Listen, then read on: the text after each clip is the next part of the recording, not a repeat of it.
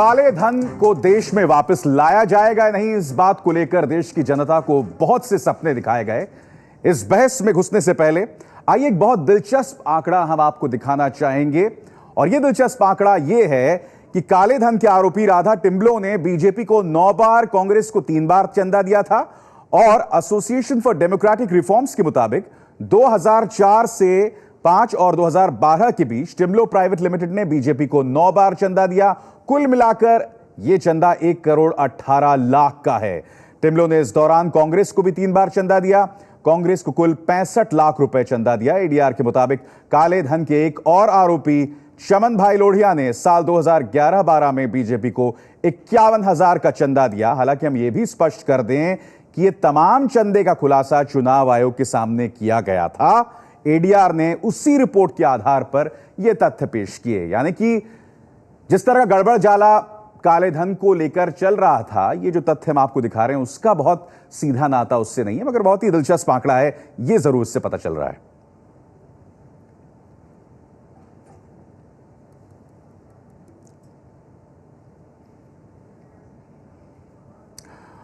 और यहां पर प्रश्न यही बना हुआ है कि क्या देश में काला धन आएगा, और आएगा तो कितना आएगा? क्या वाकई सबके खाते में 15-15 लाख रुपए आ जाएंगे, या फिर ये तमाम आंकड़े जो हैं अपने आप में, जिसे हम कहें, काल्पनिक आंकड़े हैं?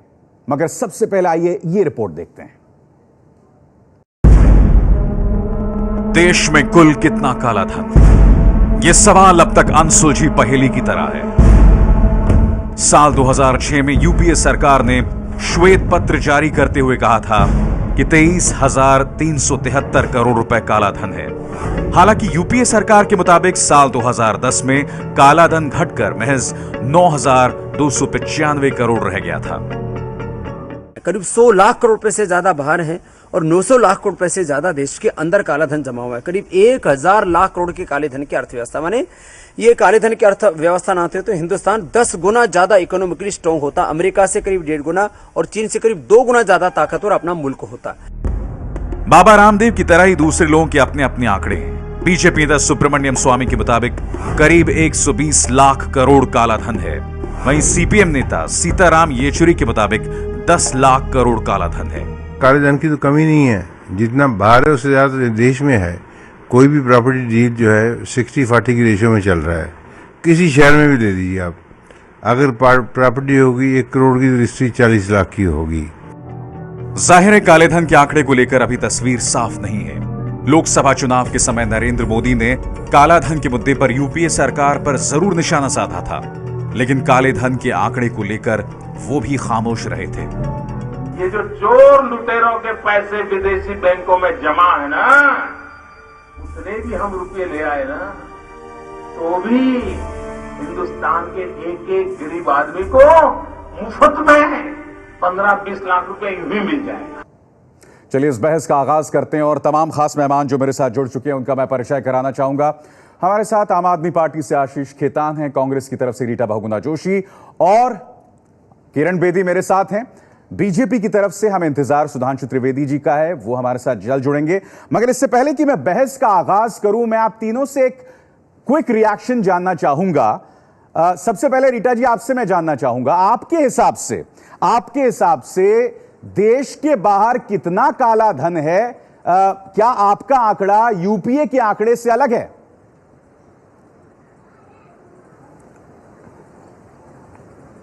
देखिए, प्रश्न नहीं है। प्रश्न ये है कि भारतीय जनता पार्टी विपक्ष में थी, चाहे वो लोकसभा हो चाहे राज्यसभा हो, उनके बड़े बड़े नेता वहां पर नेता थे। और मोदी जी ने पूरे देश में घूम घूम कर ये कहा कि हम काला धन वापस लाएंगे। 1 लाख करोड़ से ज्यादा का काला धन है। हर व्यक्ति को, गरीब को इसमें से लाखों रुपए, 15 लाख रुपए हर व्यक्ति को मिलेगा। उसके हिसाब से काला धन बाहर गया है। 100 दिन में लाएंगे, लिस्ट आउट करेंगे। अब देखिए 800 नाम इनको डिक्लेयर करने हैं, घोषित करने हैं, जिसमें से कुल 3 नाम इन्होंने निकाले। और वो 3 नाम भी ऐसे हैं, आपको मालूम है कि बहुत महत्वपूर्ण नाम नहीं है।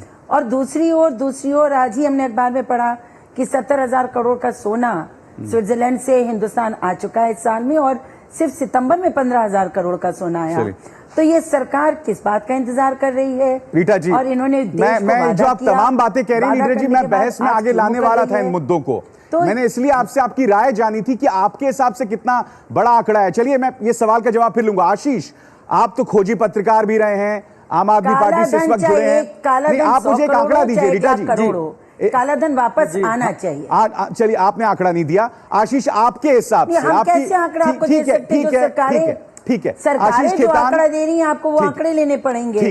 ठीक है। आशीष खेतान, आपके हिसाब से कितना काला धन देश के बाहर है? जी देखिए, ये कह पाना निश्चित तौर पे कि देश के बाहर कितना काला धन है ये तो बहुत मुश्किल है, लेकिन एक बात मैं जरूर कहना चाहूंगा अभिसार आपसे कि जनवरी में पिछले साल, इसी साल जनवरी में एक मुकदमा दर्ज किया डीआरआई ने अदानी के खिलाफ कि उन्होंने 6,000 करोड़ रुपए की मनी लॉन्ड्रिंग करी। और उसी दरमियान सिंगापुर में भारतीय एम्बेसडर ने चिट्ठी लिखी भारत सरकार को कि 6,500 करोड़ रुपए एक रूम से चलने वाली कंपनी ने मुकेश अंबानी की कंपनी में रूट किए। और हमें यह भी पता है कि 2,000 करोड़ रुपए एक मोटेक सॉफ्टवेयर नाम की कंपनी जो अदानी समूह की कंपनी है उसमें पाए गए थे, जिसका नाम इस सूची में है। तो इस तरह 2,000, 4,000, 10,000 करोड़ रुपए के बहुत सारे उदाहरण हैं। सबसे ज्यादा अफसोस की बात अभिसार यह है कि आज इस सूची में जो 3 नाम जारी किए गए हैं उसमें कोई भी बड़ा नाम नहीं है।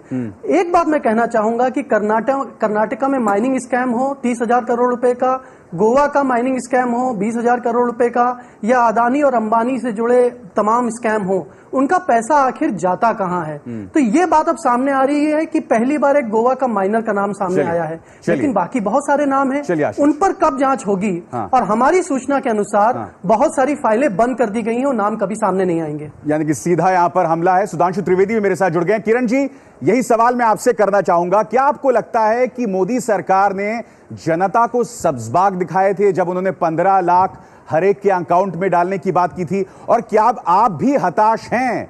सुब्रमण्यम स्वामी या जेठमलानी जो एक जमाने में मोदी भक्त, मेरा मतलब है मोदी समर्थक हुआ करते थे, रामदेव के भी लहजे में हम वो मायूसी महसूस कर सकते हैं। आप भी क्या मायूस हैं जिस तरह की बातें पहले की जाती थी और अब जो सूरत हाल है? किरण जी, मैं तो बिल्कुल हताश नहीं हूं। मैं तो कहती हूं ये ऐतिहासिक बदलाव है और एक शुरुआत है। इसमें एक शुरुआत हो चुकी है और ये रुकने वाली नहीं है। जिसको कहते हैं जगरनॉट चल पड़ा, ये एक सुनामी चल पड़ी है। ये इसको कोई नहीं रोक सकता, क्योंकि जो नाम लिस्ट में आ चुके हैं उनको कानून के अनुसार तफ्तीश करनी होगी। एक एक नाम को हिसाब देना पड़ेगा और ये सुप्रीम कोर्ट के सामने है, तो कोई चीज अब छिप नहीं सकती।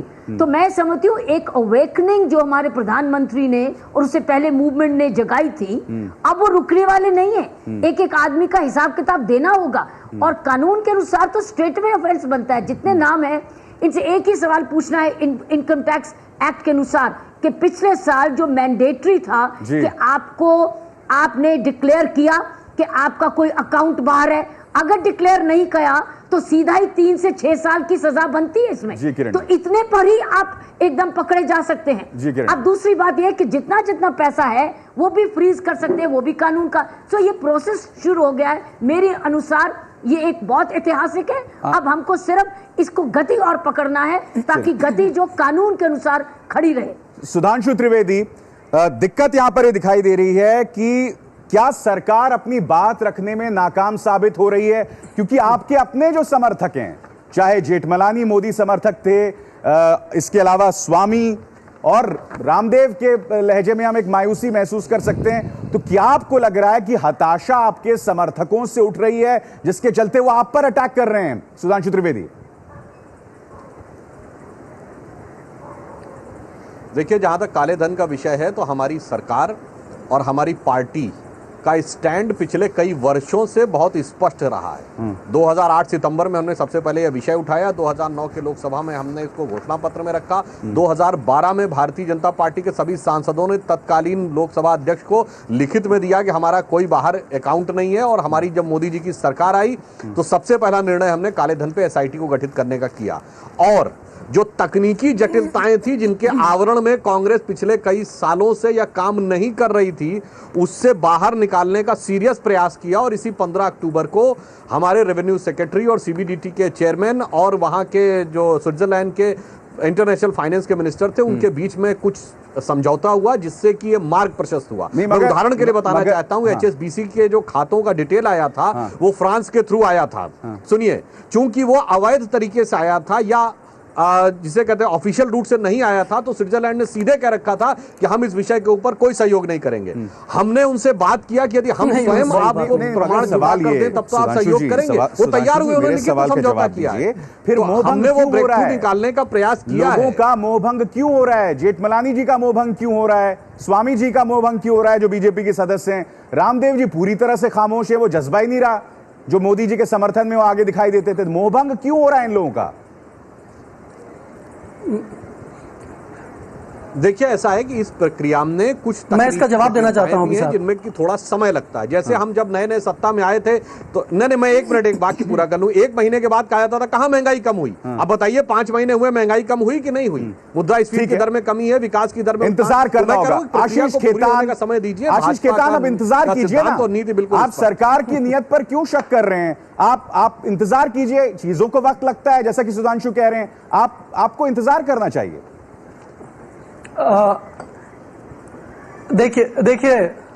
देखिए इंतजार तो हम करने के लिए तैयार हैं, लेकिन ये देश पिछले 50 सालों से इंतजार कर रहा है। देखिए, दूसरी सबसे बड़ी बात यह है कि 2011 में सुप्रीम कोर्ट ने कहा था कि जो कॉन्फिडेंशियलिटी क्लॉज की दुहाई उस समय के वित्त मंत्री प्रणब मुखर्जी दे रहे हैं वो बिल्कुल गलत है, क्योंकि सुप्रीम कोर्ट ने कहा कि हमने पूरा एग्रीमेंट पढ़ लिया है, यहां पर ऐसा कोई भी सीक्रेसी क्लॉज नहीं है जो सरकार को रोकता है इन सारे नामों को डिस्क्लोज करने से। पहली बात। दूसरी बात यह है कि ये सारे नाम तो पिछले 4 सालों से सरकार के पास रखे हुए हों। मुझे एक नाम बताएं सुधांशु त्रिवेदी जी जो इस सरकार ने नया निकाल के लेकर आए हों। ये तो वही पुराने नाम है जिसमें से 3 नाम उन्होंने आज दे दिए। किस्तों में 2-2, 3-3 नाम देते जाएंगे और ये सोचेंगे कि जनता धीरे धीरे इस मुद्दे को भूल जाएगी। बड़े नाम क्या हुए? अरे आप तो कांग्रेस के मिनिस्टर्स के नाम करने वाले थे। आप बड़े नाम बताने से डर रहे हैं? अदानी, जो ये नाम अभी जिसका जिक्र कर रहे हैं आशीष खेतान, क्या आप डर रहे हैं नामों को बताने से? सुधांशु, देखिए, हमने यह बात कही कि हम एक प्रक्रिया पूरी करके और उसे बिल्कुल स्थापित करके तब नाम लाना चाहते हैं। 2 साल पहले जब लिंचेस्टन बैंक का मैटर आया था और 18 नाम ओपन हो गए थे, इस आधार पर जर्मनी की सरकार ने सहयोग देने से मना कर दिया था कि आपने न्यायिक प्रक्रिया के बगैर कैसे नाम ओपन कर दिए। आम आदमी पार्टी की रुचि जो है वो सनसनी पैदा करने में अधिक रहती है। इन्होंने इनके अध्यक्ष ने नितिन गडकरी पे आरोप लगाए थे 2012 में। क्या प्रूव कर पाए? एक चीज नहीं प्रूव कर पाए बाद में। रामदेव और सुनिए, 1 मिनट, मैं इनसे भी यह पूछना चाहूंगा कि या खुद मोदी जी कह रहे थे? सनसनी तो आपने भी पैदा की थी ना, उसी सनसनी के आधार पर इतना जबरदस्त आपको बहुमत मिला था। नहीं, हमने जो कहा वो हमने जो कहा तो मैंने बताया, पहले दिन का निर्णय एसआईटी का गठन, उसके बाद माह दर माह हम आगे बढ़ रहे हैं। तो अभी हमने 15 अक्टूबर को यह समझौता करके सफलता पाई है। आगे उनसे यह एग्रीमेंट भी करने की बात कर रहे हैं कि वो ऑटोमेटिक हमें इंफॉर्मेशन शेयर करेंगे। तो वो सारी प्रक्रियाएं चल रही हैं। और आम आदमी पार्टी से मैं एक और बात भी पूछना चाहूंगा। अरे भाई, इनके भी तो आरोप लगा था कि विदेशी चंदा इनको एनजीओ के थ्रू मिलता है। रीटा बहुगुणा जोशी, क्या आपको डर है? बार बार आप ब्लैकमेल का नाम क्यों देते हैं? मैं ये कहना चाहती हूँ, सरकार है, जांच करा लीजिए। भाई, आपकी सरकार है, जांच करा लीजिए। स्विट्जरलैंड से इतना ज्यादा सुधांशु जी इतरा रहे हैं, वो समझौता यूपीए के समय में G20 के जरिए जो दबाव बनाया गया था उसके अंतर्गत हुआ है। जो हमने किया था उसी को ये आगे बढ़ा रहे हैं। और सीधी सी बात है कि अगर आपको मालूम था कि कानूनी प्रक्रिया में देर लगेगी, बिना एस्टैब्लिश के आप चार्जशीट फाइल नहीं कर सकते, तो क्यों देश की जनता को आपने धोखा दिया? जब यूपीए ने यही काम किया था तो आपने कहा धोखा दे रहे हैं, बेईमानी कर रहे हैं, और बिल्कुल वर्बेटम वही आपने फाइल किया अपना एफिडेविट सुप्रीम कोर्ट के सामने अभी कुछ दिन पहले। तो जब वो सही था तो आज कैसे गलत हो गया? किरण बेदी, सवाल का जवाब दीजिए। काला धन वापस आना चाहिए। आपने मोदी सरकार का समर्थन किया। मैं आपसे बात कहती हूँ, ठीक है, आप एक कांग्रेस के नाम को लेकर, यूपीए के नेताओं के नाम को लेकर रुकिए मत। ठीक है, 800 नाम है आपके पास, ठीक है, आप उनको जाहिर करिए। किरण बेदी, जो भी होगा बेईमान गलत होगा वो सजा पाएगा। ये नहीं किरण बेदी, ये बताइए, ये जो तमाम व्यावहारिकताएं हैं वो सामने आ रही हैं अब इस सरकार के, जो बड़ी बड़ी बातें सरकार जब मोदी जी कर रहे थे कैंपेन के दौरान, अब वो व्यावहारिकता सामने है। वही पक्ष जो पिछली सरकार रख रही थी, यही सरकार अब भी वही पक्ष रख रही है। बुनियादी फर्क क्या है यहां पर?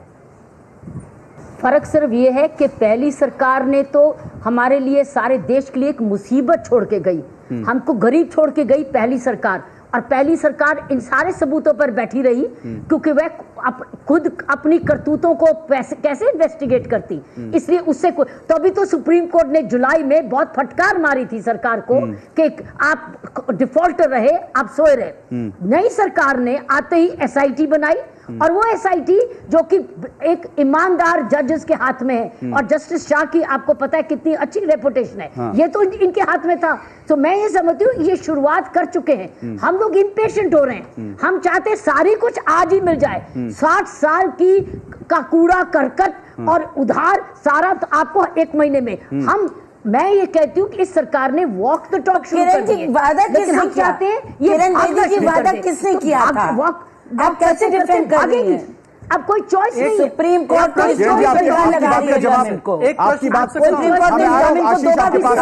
मैं आशीष आऊंगा, इसकी नियत पे उसको भी शक है। किरण जी का जवाब। और वादा आपने किया था 15 साल के मुख्यमंत्री, वित्त मंत्री, leader of the house in Rajya Sabha. आपका मतलब इनको मालूम नहीं था कानून? आपने देश से झूठ क्यों बोला? 100 दिन में काला धन लाएंगे, क्यों झूठ बोला? आप कहते हम ईमानदारी से आगे बढ़ेंगे, कानूनी तरीके से बढ़ेंगे। खूब झांसा दिया, 15-15 लाख रुपया एक गरीब को मिलेगा, इतना धन बाहर है, 100 दिन में लाएंगे। देखिए आपने झूठ बोला और जिम्मेदार नेताओं ने बोला। इस पे तो आप टिप्पणी करिए। सुधांशु जी जवाब दीजिए। कोई ऐसा काम नहीं किया सिर्फ जो आउट ऑफ बकौल जो यूपीए कर रही थी वही मिसेस बेदी, बल्कि ये लोग कर रहे दिखाई दे गए जो व्यावहारिक नहीं थे। देखिए रीता जी जो कह रही हैं, कैसे डिफेंड कर मैं तो सकते थे? अपनी सरकार की दुहाई दे। अरे सर्वोच्च न्यायालय के निर्णय के बाद, अरे भाई मुझे बोलने दीजिए। बोलिए बोलिए। अरे सर्वोच्च न्यायालय के निर्णय के बाद आपने एसआईटी 2 साल तक गठित नहीं की। स्विट्जरलैंड ने मना किया, आपने एक वार्ता उसके साथ की हो, उसका प्रमाण दीजिए कि आपने ये वार्ता की थी कि हम रास्ता निकालेंगे। आपने तो इतना आवरण बना रखा था नियम का, वो हमें पता लग रहा सत्ता में आके कितने आपने आवरण बना रखे थे। और सुनिए दूसरी बात, जब आप बोल रही थी मैं आपका चेक कर रहा था, अब आप मुझे अपनी बात करने दीजिए।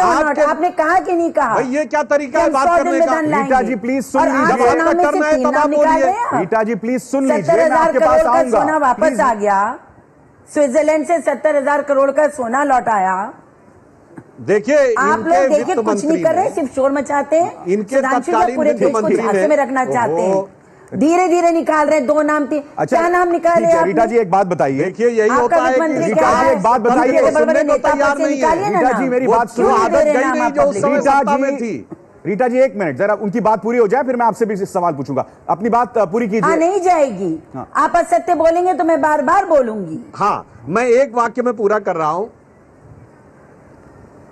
अरे भाई जब मेरा सेंटेंस हो जाए, आपको जितनी बार बोलना हो बोलिए। बोलिए। आपके वित्त मंत्री ने सार्वजनिक रूप से टीवी पे इंटरव्यू देने में कहा कि मैंने कोई लिस्ट नहीं देखी। यह वित्त मंत्री की, तत्कालीन वित्त मंत्री यानी चिदम्बरम जी की इच्छा शक्ति और इंटेंशन को दिखाता था कि लिस्ट देखने की जहमत नहीं उठाई। और रीता जी यहां बड़े बड़े बखान कर रही हैं कि हमने ये किया, हमने वो किया। ये वित्त मंत्री जी ऑन रिकॉर्ड टीवी चैनल पे बोल चुके हैं। और हमारे वित्त मंत्री ने आने के साथ ही वो प्रक्रिया शुरू की और जितने आवरण छिलके आपने लगा रखे थे उनको पर्द दर पर्द हम हटा रहे हैं। अच्छा ये बताइए, उचित समय पे हम पूरा करके। सुधांशु जी आपने बोल दिया। रीता जी अब मेरे सवाल का जवाब दीजिए। कांग्रेस में इतना डर क्यों है? मंत्री ने लीडर ऑफ द ऑपोजिशन के रूप में कहा, रीता जी कांग्रेस को इतना डर क्यों है? कोई कानूनी अड़चन नहीं है।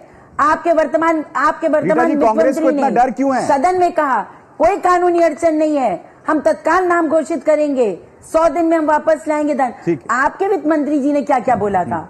हमारे तो वित्त मंत्री चिदम्बरम जी ने जो बोला वो सत्य है। आपने क्या बोला? ठीक है आशीष खेतान नहीं चलता। ठीक है आशीष खेतान ने कोई 100 दिन शब्द कहीं प्रयोग नहीं किया था। जैसे आपने 2009 में कहा था 100 दिन में महंगाई कम करेंगे, हमने कहा था वापस लाएंगे। रीता जी ये 100 दिन वाला उदाहरण कहाँ पे? आप मोदी जी ने कहा था, करके बताइए। मोदी जी ने कहा था, प्रधानमंत्री हैं। ठीक है रीता मोदी जी ने कहा, ये तो कहा था कानूनी अड़चन नहीं है। ये तो अब आप क्यों कानूनी अड़चन का दवाई दे रहे हैं आप? ठीक है बताइए आशीष खेतान। रीता जी प्लीज अरे हमने 3 नाम आगे किए, आपने कोई प्रक्रिया की हो तो किरण बेदी बताइए। जी ने कहा कि उन्हें इन प्रधानमंत्री से बहुत सारी उम्मीदें हैं। एक मिनट। हाँ बोलिए। किरण बेदी जी ने कहा कि उनको प्रधानमंत्री जी से बहुत सारी उम्मीदें हैं और पहली बार देश में ऐसा माहौल बन रहा है कि भ्रष्टाचार के खिलाफ और काले धन के खिलाफ मोदी जी कार्रवाई करेंगे। मैं एक किरण बेदी जी से एक प्रश्न पूछना चाहता हूं कि मुकेश अंबानी का नाम सीएजी की रिपोर्ट में आया कि कई लाख करोड़ रुपए का तेल के कुएं का घोटाले में उनका नाम है, और अनिल अंबानी जी का नाम है यहाँ पर बिजली घोटाले में दिल्ली में। ठीक है। इन दोनों के खिलाफ ठीक है। आपको इतनी उम्मीदें हैं मोदी जी से, इन दोनों के खिलाफ जांच कब शुरू होगी? हाँ। दूसरी बात, हाँ। अदानी जी का नाम कर्नाटका के माइनिंग स्कैम में जस्टिस संतोष हेगड़े ने अपनी रिपोर्ट में रखा ठीक है, आप बहुत जस्टिस अहम बात संतोष करिए, आपने हेगड़े जो सवाल किरण पूछा है। बेदी के पुराने किरण साथी बेदी, हैं। किरण बेदी, मैं पूछना चाहूंगा आप किरण बेदी जी से आप convenient कि कब वो इन चीजों मोदी को जी को ignore क्यों चिट्ठी कर रही हैं, किरण जी? लिखेंगी? कब किरण चिट्ठी जी, लिखेंगी कि क्या उनके खिलाफ मोदी भी मोह कार्रवाई हो? में, ठीक है, क्या किरण जी आप मोदी मोह में इन चीजों को इग्नोर कर रही हैं? किरण जी, आखिरी कमेंट आपका।